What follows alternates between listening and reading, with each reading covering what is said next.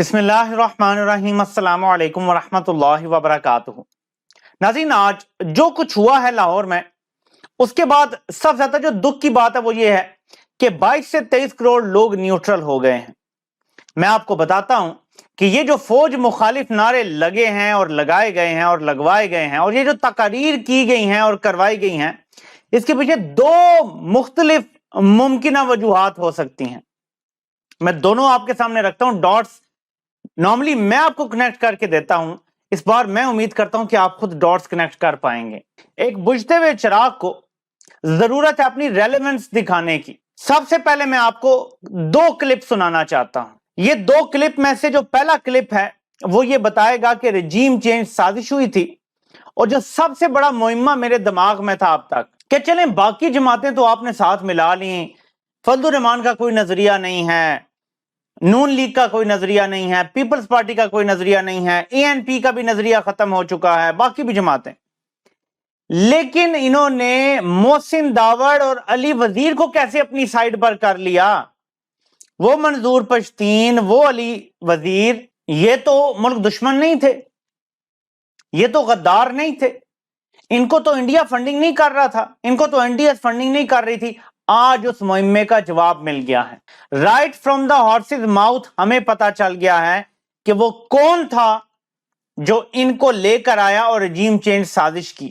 وہ کون تھا جس نے انہیں بتایا کہ حکومت جب تبدیل ہوگی تو تمہارے ساتھ بھی حالات ٹھیک ہو جائیں گے۔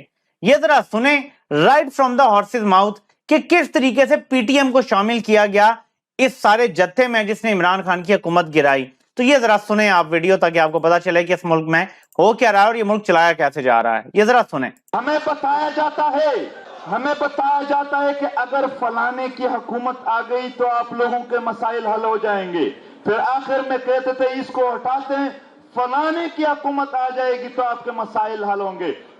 سب آ گئے، سب چلے گئے، ہمارے مسائل وہی ہے۔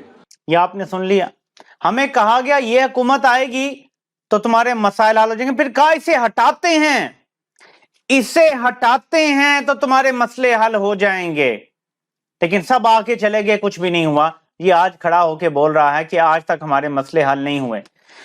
اس نے دو تین اور باتیں کی ہیں جس پر قوم کو غم و غصہ ہوتا ہے عمومی حالات میں، لیکن پوری قوم میں دیکھ رہا ہوں نیوٹرل ہو گئی ہے۔ جرنیلوں کی مرضی کے بغیر اسمبلی کی میٹنگ بھی نہیں ہو سکتی، یہ میں نے نہیں کہا، یہ منظور پشتین نے کہا ہے۔ نمبر دو، جرنیلوں کی مرضی کے بغیر میڈیا ایک ٹکر بھی نہیں چلا سکتا۔ یہ آج تقاریر ہوئی ہیں آسما جہانگیر کانفرنس میں۔ اب میں آپ کو وہ نعرے سنواتا ہوں جس کے بعد دکھ بہت ہے قوم کو، اور پھر میں کچھ سمجھانے کی کوشش کرتا ہوں ان لوگوں کو جن کو آسما جہانگیر صاحبہ ڈفر کہتی تھیں، اور آج بلاول نے بھی ان کو ڈفر بول دیا ہے تقریر میں کہ فوجیوں کی ساتھ یہ جو پالیسی ہے، فوجیز ڈفرز ہیں، ڈفرز، یہ آپ سمجھ لیجئے گا، یہ سیاسی ڈفرز ہیں۔ اگر آپ ان کی پالیسی پہ چلیں گے جیسے آپ چلتے رہے ہیں تو ملک جو ہے وہ کسی جگہ نہیں جائے۔ کچھ مل رہا ہوتا تو وہ کیا کہتی؟ سب سے پہلے میرے خیال میں وہ مجھ سے پوچھتی کہ بلاول آپ نے تو وہ ڈینجرس ڈفر سے ڈیل کر کے تو وزیر خارجہ نہیں بنے، تو میں خوشی سے آسما جہانگیر صاحبہ کو یقین دلا سکتا کہ ایسا بالکل نہیں ہے۔ اور جہاں پاکستان کی سیاسی تاریخ میں بہت، لیکن آپ کو سناتا ہوں کہ کیا نعرے لگے ہیں، یہ آج لگے ہیں، یہ کوئی پرانی بات نہیں ہے، سنیں ذرا۔ انصاف کا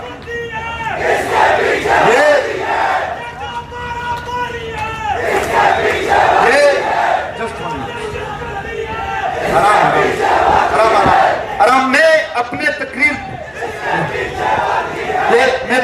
پورا کر دوں، آخر میں آپ لوگ کریں۔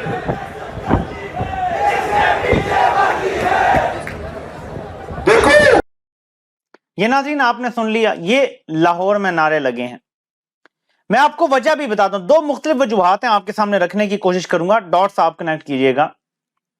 لیکن پہلے کچھ سمجھانے کی کوشش کر لوں، اگر اس کے پیچھے کوئی کانسپریسی نہیں، جو میں بات کرنے لگا ہوں اس سے پہلے کچھ سمجھانے کی کوشش کر لیتا ہوں۔ آپ کو پتا ہے کہ یہ نعرے جب پہلے لگتے تھے تو کون دفاع کرتے تھے؟ یہ بات میں نے آپ کو پچھلے سال سے بتانا شروع کی تھی، جب آپ نے یہ رجیم چینج سازش شروع کی تھی نا، عمران خان کو ہٹانے کے لیے آگے پیچھے آپ رابطے کر رہے تھے، ڈگی والے سے مل رہے تھے، زرداری کو میسج بھیج رہے تھے کہ اس کو ہٹانے کے لیے کوئی فارمولا بناؤ اور سارا کچھ۔ تو ہم لوگوں کو جو خبر مل گئی تھی تو ہم آپ کو وارن کر رہے تھے کہ آپ اپنی سب سے بڑی والنٹیئر جو فورس ہے نا، جو رضاکارانہ طور پہ حب الوطنی کی وجہ سے آپ کا دفاع کرتے ہیں، وہ نیوٹرل ہو جائیں گے، وہ پیچھے ہٹ جائیں گے۔ چلیں وہ پھر بھی پیچھے نہ ہٹتے، آپ نے رجیم چینج سازش کے بعد جو ان کے ساتھ کیا ہے، ان کو گھروں سے پکڑ پکڑ کے اٹھا کے کسی کو ننگا کر کے مار رہے ہیں، کسی کو جیلوں میں ڈال رہے ہیں، کسی کے گھر والوں کو پروسیکیوشن کی دھمکیاں دی جا رہی ہیں۔ آپ نے وہ نقصان کر دیا ہے پاکستان کا جس کا خمیازہ ہماری نسلیں بھگتیں گی۔ یہ جو رومانس تھا نا، آپ نے یہ ختم کر دیا ہے۔ کوئی عقل کے اندو، میں بڑے فخر سے کہتا تھا کہ بچے نہیں بیٹھے ہوئے اداروں میں، کوئی ٹین ایجرز نہیں ہیں، لیکن میں افسوس سے یہ کہتا ہوں کہ ٹین ایجر سے بھی کوئی کم بیٹھے ہوئے دماغ والے، ان کے دماغ ہی نہیں بڑے۔ مجھے تو اب یہ خطرہ پیدا ہو گیا ہے کہ جو سٹنٹڈ گروتھ والوں کی اکثریت ہے وہ یہاں بیٹھی ہوئی ہے ابھی اس وقت جو موجودہ صورتحال ہے۔ سمجھنے والے اگر ہوئے تو سمجھ جائیں گے کہ جو آپ نے نقصان کیا ہے اب بھی ریورس ہونے کا ایک ہی طریقہ ہے، شفاف انتخابات اور ایک عوام کی الیکٹڈ گورنمنٹ، مسائل حل ہو جائیں گے۔ اور یہیں پہ میں آپ کو بتاتا ہوں کہ یہ نعرے کیوں لگوائے گئے ہیں۔ دو صورتوں میں یہ نعرے لگے ہیں، یہ میرا تجزیہ ہے، ڈاٹس آپ خود کنیکٹ کر لیجئے گا۔ ایک کے دن گنے جا چکے ہیں اور اس نے جو میگا ڈیل کی ہے میں آپ کو وہ بتا دیتا ہوں۔ ڈیل تو ہمیں پتا ہے 100% کیا ہے، ممکنہ طور پہ آگے وجہ کیا ہے نعرے لگوانے کی۔ میگا ڈیل یہ تھی کہ کچھ بڑے چینلز، کچھ بڑے صحافی جن کے انٹرنیشنل لنکس ہیں، انٹرنیشنل اسٹیبلشمنٹ کے لیے کام کرتے ہیں، اور پاکستان کی ون ٹو آل ساری سیاسی جماعتیں اور سارے گروہ جس میں پی ٹی ایم شامل ہے۔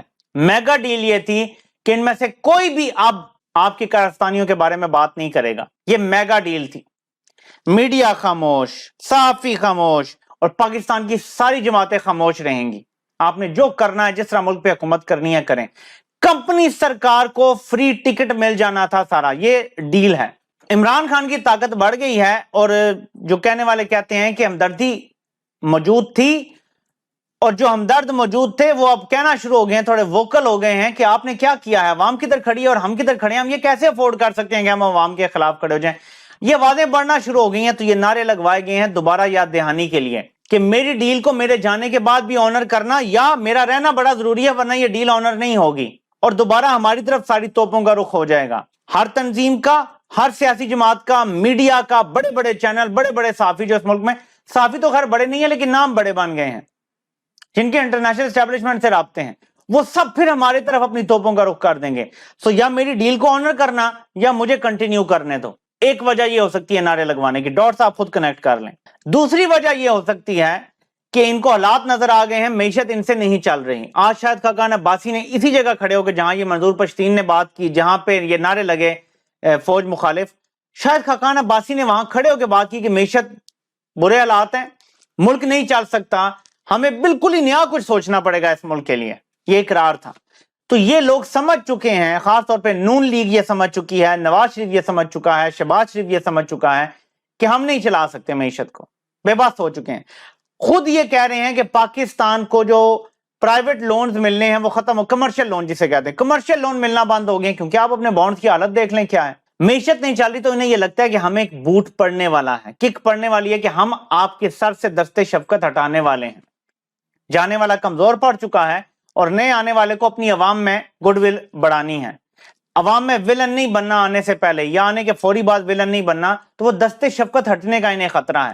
تو یہ ان کی طرف سے نعرے لگوائے گئے ہیں، ان کی طرف سے یہ پلیٹ فارم پرووائڈ کر کے جان کے کہا گیا کہ جو ڈیل ہمارے ساتھ کی تھی وہ آنر کرنا، جو جانے والے کے ساتھ ہم نے ڈیل کی ہے وہ آنر کرنا، ورنہ ہم سارے تمہارے خلاف ہو جائیں گے، تم کچھ نہیں کر سکو گے۔ یہ دو وجوہات مجھے سمجھ آتی ہیں۔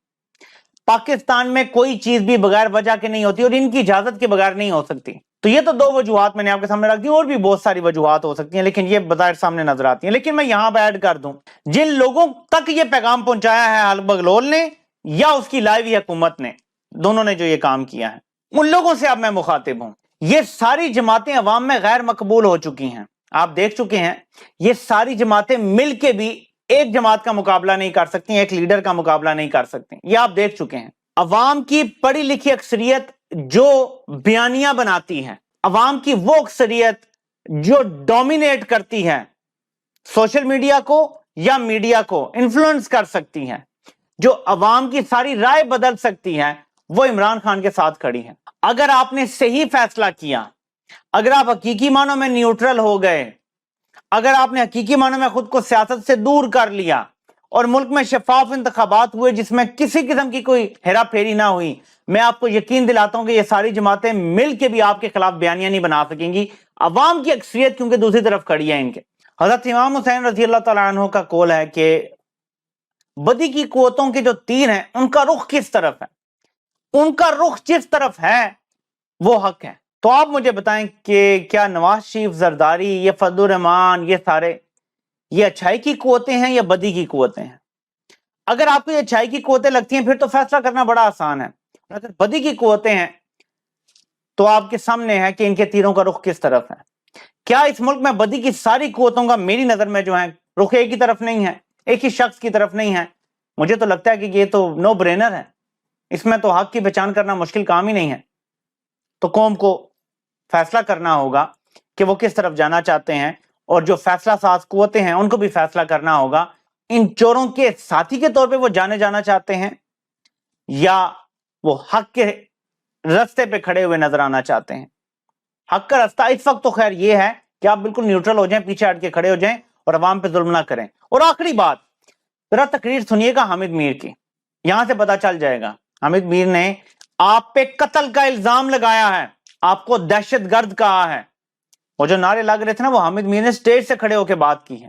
منظور پشتین نے کہا ہے کہ آرمی چیف بادشاہ بنا ہوا ہے، باقی سارے زیر عتاب ہیں، کسی کو ننگا کیا جا رہا ہے، کسی کو کیا۔ ہم صرف یہ دیکھنا چاہتے ہیں کہ یہ خود کروایا گیا ہے، کیا واقعی اس پہ کسی کو غم و غصہ آئے گا، کوئی ری ایکشن لیا جائے گا، یہ بھی ہمیں پتا چل جائے گا۔ ابھی بہت جلد دودھ کا دودھ اور پانی کا پانی ہو جائے گا۔ باقی عمران خان نے اپنے انٹرویو میں کہا جو انہوں نے ہم نیوز کو دیا کہ وہ غیر سیاسی ہوں گے تو ہمیں نظر بھی آ جائے گا۔ یہ سب کو پتا ہے کہ وہ غیر سیاسی ہیں یا نہیں، یہ اب کسی سے چھپی ہوئی بات نہیں ہے، عوام کے سامنے بادشاہ ننگا کھڑا ہے۔ آپ سے انشاءاللہ پھر ملاقات ہوتی ہے۔ اللہ پاک آپ سب کا حامی و ناصر ہو۔ آپ سب کے سننے کا بہت بہت شکریہ۔